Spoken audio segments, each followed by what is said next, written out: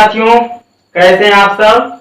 मैं परीक्षित पांडे फिर से आपके अपने YouTube चैनल पांडे क्लासेस में आप सभी का तहे दिल से हार्दिक अभिनंदन एवं स्वागत करता हूं।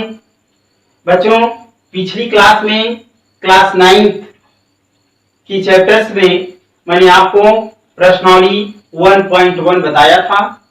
उसमें जो भी आपकी प्रश्नावली थी, जितने भी क्वेश्चंस थे, वो सभी आपको बताए गए थे। मैंने आपसे भी बोला था, यदि अगर आपको समझ में नहीं आ रहा है, समझ में ना आए तो आप कमेंट करें, ठीक है। तो ठीक है बच्चों, मैं आशा करता हूँ वो चैप्टर आप लोगों को समझ में आ गया होगा। और नेक्स्ट प्रश्नावली आपकी आती है प्रश्नावली 1.2 आपकी कक्षा 9 की।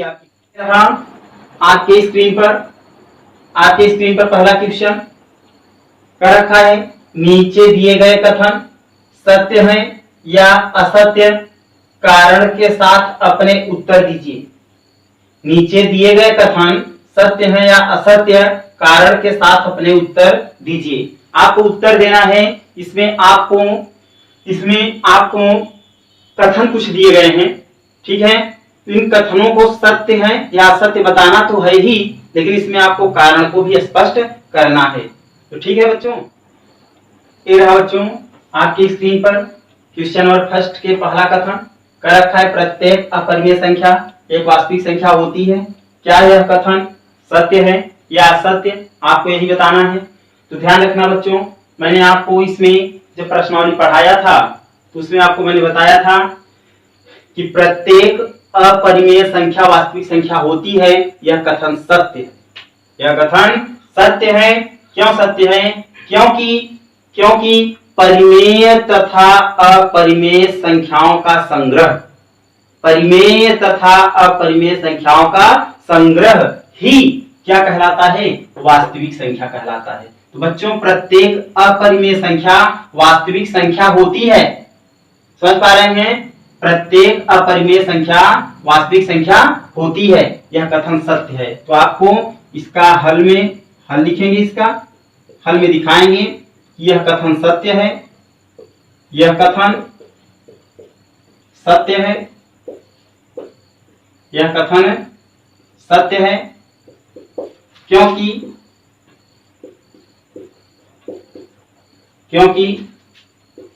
प्रत्येक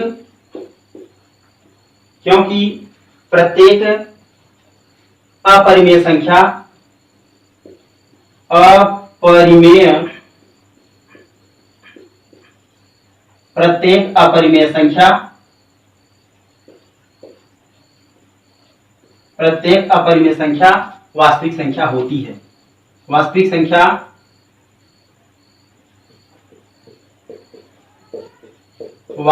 संख्या होती है।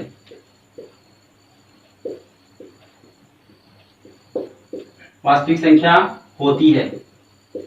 और भी ध्यान रखना बच्चों, यह कथन सत्य है क्योंकि प्रत्येक अपरिमेय संख्या वास्तविक संख्या होती है, ठीक है। और ऐसा भी आप बता सकते हैं कि परिमेय तथा अपरिमेय संख्याओं का संग्रह ही क्या कहलाता है? परिमेय तथा अपरिमेय संख्याओं का संग्रह ही क्या कहलाता है? वास्तविक संख्या कहलाता है। समझ गए? यह कथन सत्य है क्योंकि प्रत्येक अपरिमेय संख्या वास्तविक संख्या होती है। आपकी स्क्रीन पर प्रश्न संख्या फर्स्ट का सेकंड नंबर कर रखा है साथियों। संख्या रेखा का प्रत्येक बिंदु रूट m के रूप का होता है, जहां रूट m एक प्राकृतिक संख्या है। ध्यान रखना, रूट m जो है रूट m के रूप का होना चाहिए। और यह भी कहा है कि जो m है, रूट m है, एक प्राकृतिक संख्या है। तो ध्यान रखना, यह कथन असत्य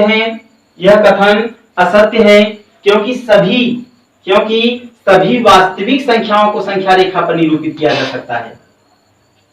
यह कथन असत्य है। लिखेंगे, यह कथन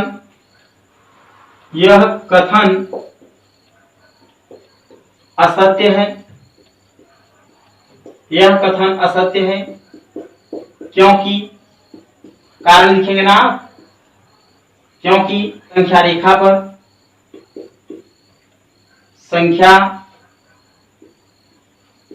पर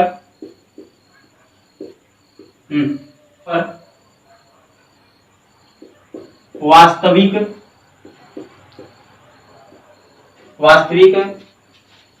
संख्याओं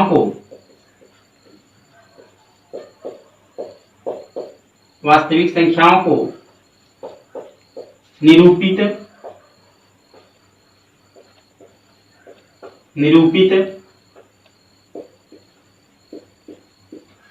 किया जा सकता है।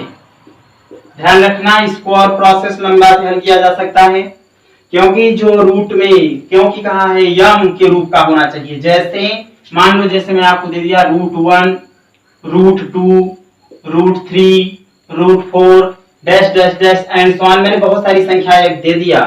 तो उसमें क्या होगा, इनका वैल्यू निकालेंगे, √1 का 1 ही होगा, √2 का निकालेंगे कितना होगा 1.414 होगा, √3 का निकालेंगे कितना होगा 1.731 होगा। समझ पा रहे हैं? तो इस तरीके से इनका वैल्यू होगा, जो कि इनके मध्य एक अंतराल होगा, और इन अंतराल को व्यक्त करने के लिए संख्या रेखा पर किसकी जरूरत होगी बच्चों? कथन असत्य है, क्योंकि संख्या रेखा पर वास्तविक संख्याओं को निरूपित किया जाएगा। बात समझ पा रहे हैं? इसलिए यह कथन क्या है? असत्य है। एक समझ में ना आए इसका और भी विस्तार दिया जा रहा है बच्चों आपके स्क्रीन पर।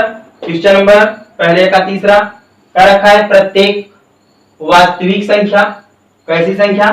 प्रत्येक वास्तविक संख्या एक अपरिमेय संख्या होती है। प्रत्येक वास्तविक संख्या एक अपरिमेय संख्या होती है।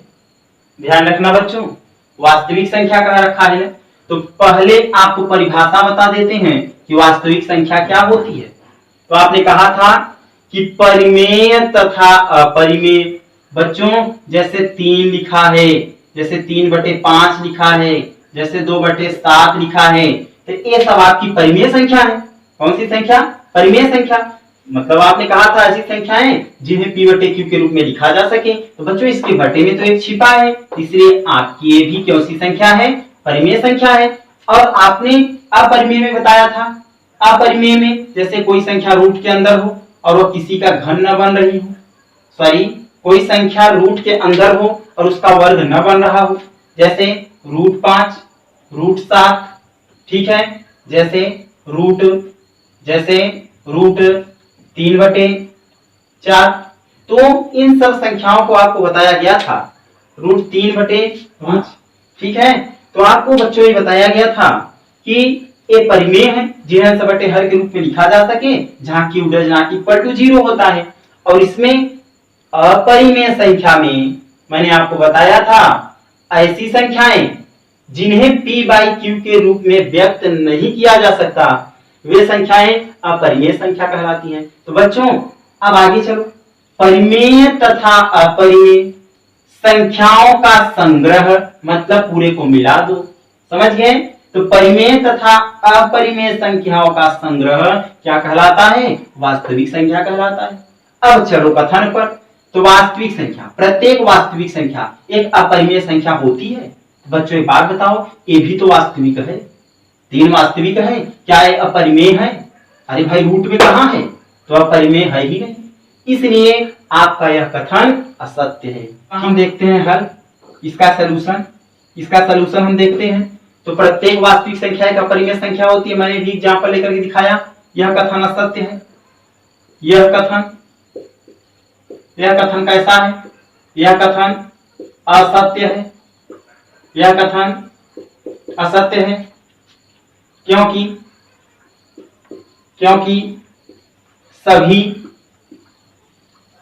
सभी ध्यान रखना, यदि अगर ऐसा कह दें कि प्रत्येक अपरिमेय संख्या वास्तविक संख्या होती है तो यह कथन सत्य है। लेकिन कहते प्रत्येक वास्तविक संख्या अपरिमेय संख्या होती है, यह कथन असत्य है। असत्य है क्योंकि सभी वास्तविक संख्याएं, सभी वास्तविक संख्याएं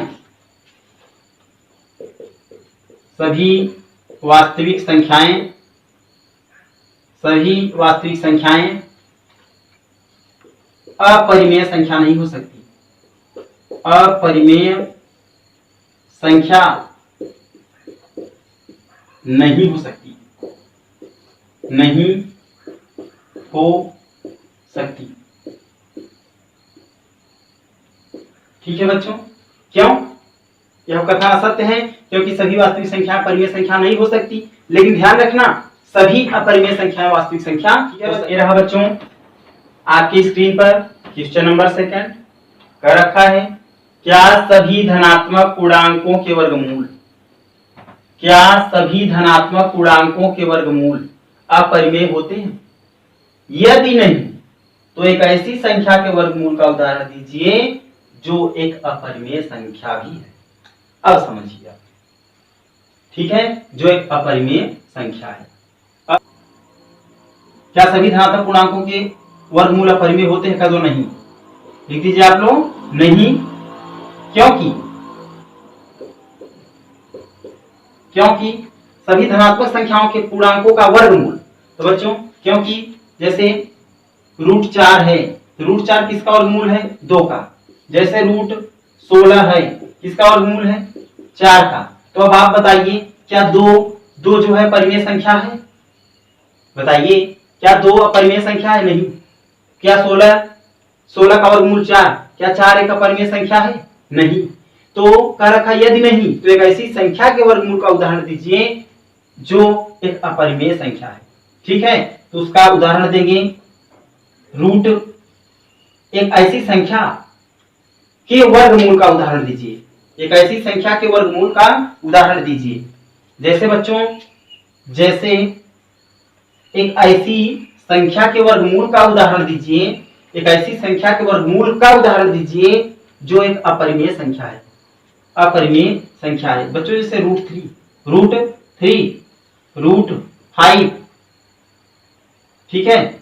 लेकिन कर रखा यदि नहीं तो एक ऐसी संख्या के वर्गमूल का उदाहरण दीजिए, ऐसी संख्या के वर्गमूल का उदाहरण दीजिए, जैसे √5, √7, ठीक है ना, वर्गमूल का उदाहरण दीजिए जो एक अपरिमेय संख्या है। तो √3, √5 कैसी संख्या है? अपरिमेय संख्या है, अपरिमेय संख्या है। ठीक है, आपके नेक्स्ट क्वेश्चन चलते हैं। यह रहा बच्चों आपकी स्क्रीन पर क्वेश्चन नंबर 3 कर रखा है, दिखाइए कि संख्या रेखा पर √5 को किस प्रकार निरूपित किया जा सकता है। संख्या रेखा पर, किस पर? संख्या रेखा पर किसको, √5 को किस प्रकार निरूपित किया जा सकता है? ध्यान रखना बच्चों, आपके पास में √5 एक संख्या है। कौन सी संख्या? √5। √5 आपके पास एक संख्या है। अगर √5 को लिख लिया जाए तो √5 को ऐसी संख्याओं के वर्गमूल के रूप में ऐड करिए जिन्हें ऐड करने पर √5 आता हो। तो बच्चों एक बात बताइए, यदि अगर एक का वर्ग करोगे तो 1 ही होगा, है ना, और 2 का वर्ग करोगे कितना होगा बच्चों? 4 होगा कि नहीं? 4 होगा। तो 4 में 1 जोड़ देंगे कितना हो जाएगा? 5। यदि अगर इसी का वर्ग ले लिया जाए तो √5 भी आपका हो जाएगा। ठीक है, तो हम कैसे निरूपित करेंगे? सबसे पहले बच्चों एक आधार संख्या खींचिए, आधार संख्या खींचिए और उस पर 2 मीटर की दूरी लीजिए। यहां से यहां तक आपकी मीटर कितनी दूरी? 2 मीटर। ठीक है, 2 मीटर की दूरी लीजिए और इस पर एक मीटर की दूरी यहां से यहां तक लीजिए, अर्थात लंब रेखा का 1 मीटर। कितना? 1 मीटर दूरी लीजिए और यहां से इस रेखा को क्या करिए? मिला दीजिए। मिला दिए, इसका नाम रख दीजिए A, इसका नाम रख दीजिए B, इसका नाम रख दीजिए C। ठीक है, अब आपको यही निकालना है AC। क्या निकालना है? AC। तो AC को देखो क्या लिखेंगे? सर्वप्रथम हमने एक 2 सेंटीमीटर, मीटर में कहो या सेंटीमीटर, कोई माप ले लो। ठीक है, सर्वप्रथम हमने 2 सेंटीमीटर, यहां भी सेंटीमीटर कर दो, यहां भी सेंटीमीटर कर लो। सर्वप्रथम हमने 2 सेंटीमीटर की एक आधार रेखा खींचा, आधार रेखा खींचा, आधार रेखा खींचा। फिर उस पर कितना सेंटीमीटर? उस पर 1 सेंटीमीटर की लंब रेखा लेकर, लंब रेखा लेकर, कैसी रेखा, लंब रेखा लेकर के बी पर लंब डाला, बी पर लंब डाला, लंब डाला, ठीक है बच्चों। अब देखो बी पर लंब डाला तो यहां बन गया समकोण, क्या बन गया, समकोण। तो आपको एसी ज्ञात करना है इस प्रकार, सबसे पहले लिखेंगे इस प्रकार,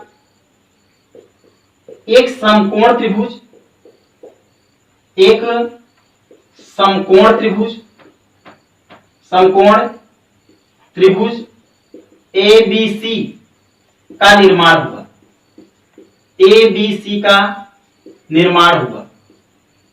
तो जब एबीसी का निर्माण हो गया, एबीसी का निर्माण हुआ, तब आपने क्या किया, देखो ए बी सी का निर्माण हो गया। अब आपको इसमें एसी ज्ञात नहीं है, इसी एसी को निकाल लो, निर्माण हुआ। अतः पाइथागोरस प्रमेय से, पाइथागोरस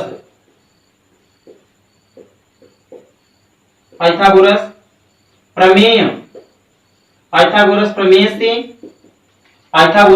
प्रमेय से इस एसी को ज्ञात कर लो।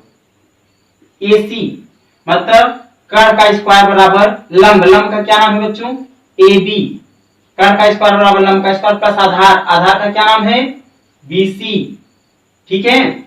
इसको जब ज्ञात करेंगे तो आपको एसी ज्ञात करना है। ए बी की दूरी आपने कितना लिया है, 1 लिया है, ठीक है। तो आपको हो गया 1 सेंटीमीटर का स्क्वायर प्लस बीसी, बच्चों आपने लिया है बीसी, बीसी की दूरी कितनी है, 2, कितना, 2, तो 2 का वर्ग, 1 का वर्ग 1 प्लस 2 का वर्ग 4, तो आपको मिला यहां से AC बराबर √1 + 4।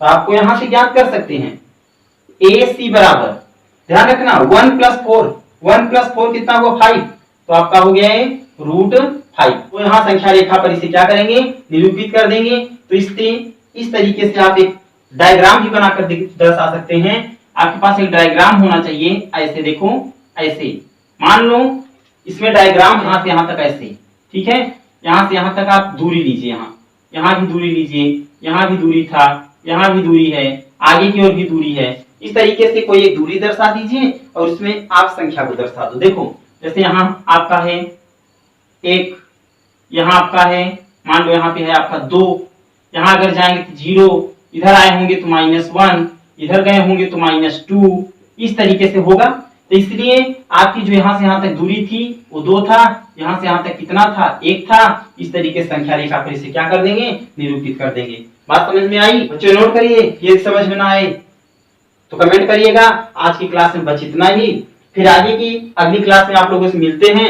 लेकिन ज्यादा से ज्यादा लाइक करें, शेयर करें, सब्सक्राइब करें, अपने दोस्तों के पास सेंड करें, ताकि कमेंट भी करें। यदि समझ में ना आए तो कमेंट ज्यादा से ज्यादा करें, लेकिन ध्यान रखना बच्चों, मन लगा करके पढ़ाई करो। लॉकडाउन का पूर्णतः आपको लाभ मिलना चाहिए, इसीलिए हम लोग यहाँ इतने जूझ रहे हैं, इतना मेहनत कर रहे हैं, आप लोगों के साथ लगे हुए हैं। तो आप लोग भी ज्यादा से ज्यादा मेहनत करें और नोट कॉपी जरूर बनाएं, ठीक है। अगली क्लास में मिलते हैं, धन्यवाद, गुड नाइट बच्चों, आप लोगों के लिए।